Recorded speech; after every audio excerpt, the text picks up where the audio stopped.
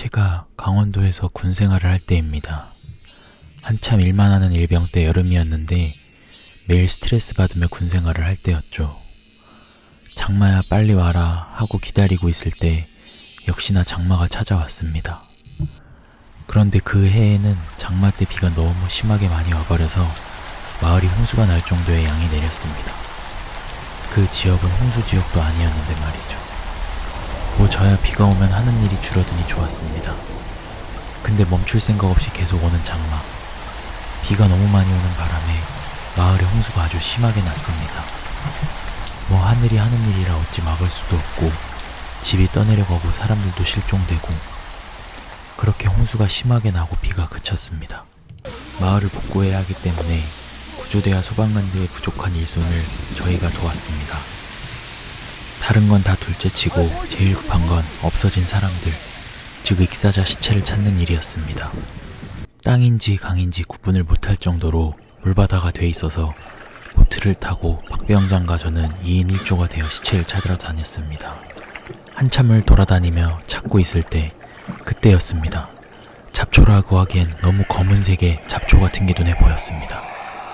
저는 보트를 멈추고 자세히 봤더니 그 순간 등골이 오싹했습니다.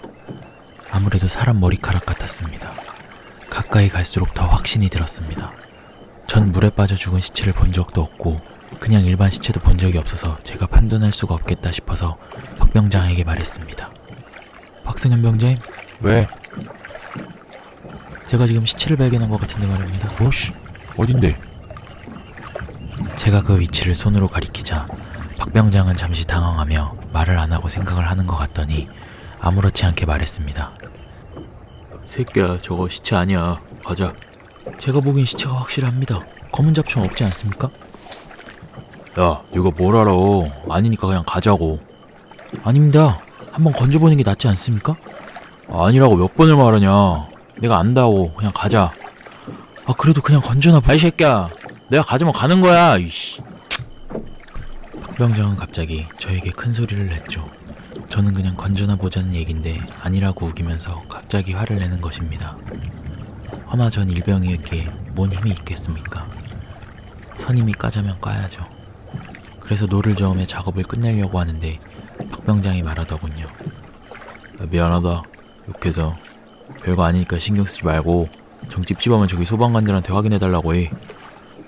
평소 괴롭히기로는 타고난 박병장인데 욕한 걸로 미안하다고 말하니 좀 이상했습니다. 당황한 것인지 겁먹은 것인지 표정도 좀 애매했고 못 볼 걸 본 사람 마냥 표정이 굳은 채로 있었습니다.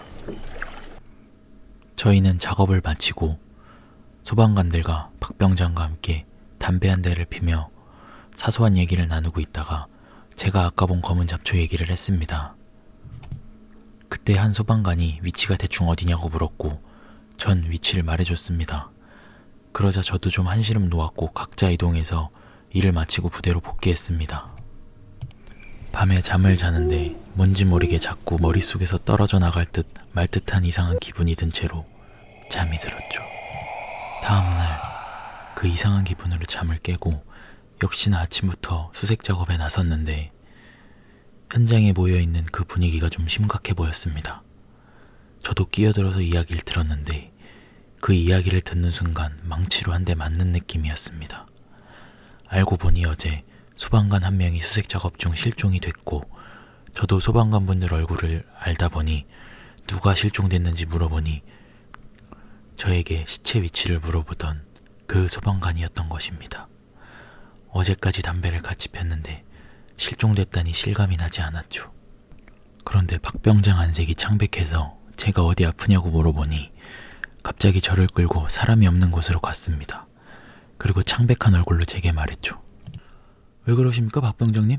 안색이 장난 아닙니다. 야, 너 어제 그거 사람 시체 확실했냐? 아, 그거 말입니까? 그 시체 얼굴 봤냐고. 아, 못 봤지 말입니다. 머리카락 같은 것만 봤습니다. 그치, 얼굴은 안 보이고 머리만 보였지? 네, 그렇습니다. 근데 박병장님이 아니라고 하지 않았습니까? 왜 그러십니까? 박병장은 5분간 생각만 하다가 입을 열었다. 야, 우리 집이 그 점 같은 걸 좀 심하게 믿거든? 우리 고모가 점쟁이고 그래서 우리 집 굿도 많이 하고 그런데, 근데 고등학교 때 우리 집 앞 강에 사람이 자꾸 죽어서 고모가 굿을 한 적이 있어. 네. 근데 굿이 끝나고 고모가 나한테 말해줬던 게 있는데 말이야.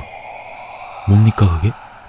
혹시라도 앞으로 강이나 개울에서 놀 때 사람 시체를 보면 절대 건들지 말라고. 절대 건들지 않으면 시체를 어떻게 꺼냅니까? 그러니까 시체가 어떻게 죽어있나 먼저 보라고 했거든. 사람 시체는 물속에서 절대 곧게 서질 않아. 일자로 서 있을 수가 없다고. 그러니까 사람 시체는 얼굴이 보일 정도는 비틀어져 있거나 옆으로 떠 있거나 그래야 돼. 근데 네가 본 건 머리카락만 보였다며. 예, 그렇습니다. 머리카락만 떠 있었습니다. 그럼 그건 뭡니까? 물귀신이야. 사람 시체는 그럴 수가 없어. 물귀신은 지상에서 죽은 귀신과 다르게 하늘로 못 올라가. 사람들이 물귀신 작전이라고 하잖냐. 그 말 그대로야. 자기 자리를 채워놔야 올라갈 수 있다고 하더라. 그 순간 전 얼어버렸습니다. 그때 알았습니다. 박 병장은 그 상황에 물귀신인 줄 알고 있었고 절대 건들면 안 되기 때문에 저한테 화내면서까지 못 건들게 했던 것이었습니다. 그런데 아니나 다를까 시체 위치를 물어본 소방관도 어제 수색 작업 중 실종됐다는 소리를 듣고 놀라지 않을 수가 없었던 것입니다. 며칠이 지나고 물도 다 말랐습니다. 부서진 집들만 빼곤 마을의 모습을 되찾았는데 여전히 그 소방관만 실종 상태였습니다. 시간이 흘러 박 병장이 제대를 하고 저도 제대를 했습니다. 그 일이 있고 나서 그곳은 익사사고가 났습니다. 물론 실종이고요.